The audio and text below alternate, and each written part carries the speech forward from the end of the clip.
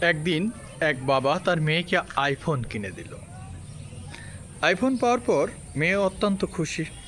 IPhone পেয়েছে, পৃথিবীর সবচেয়ে দামি ফোন, জানেন তো আপনারা।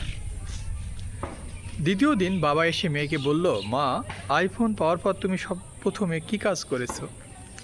মেয়ে বলল যে আমি স্ক্রিন গার্ড এবং কাভার অর্ডার দিয়েছি।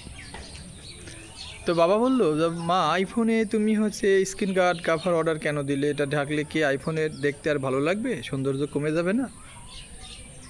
মেয়ে উত্তর দিল যে বাবা, আমি এটা আইফোনে স্ক্রিন গার্ড এবং কাভার লাগালে আইফোনটা সুরক্ষিত থাকবে, আরও ভালো লাগবে, তাছাড়া প্রোটেকশনটা ভালো হচ্ছে।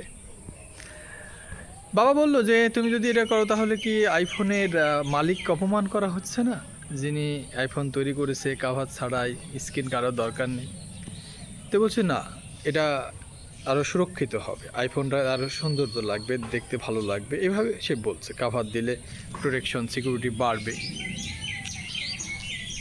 তখন বাবা বলল মেয়েকে যে মা, আমাদের তোমরা মেয়ে মানুষ, এই ফোনের চেয়ে সবচেয়ে দামি হচ্ছে তুমি। মা, তুমি যদি তোমার সৌন্দর্য, তোমার দেহ তুমি যদি আরও পোশাক দিয়ে ঢেকে রাখো মা, আরও তোমার জন্য সৌন্দর্য যেমন বাড়বে, আমাদের কাছেও তুমি দামি হবে, আল্লাহর কাছেও দামি হয়ে যাবে।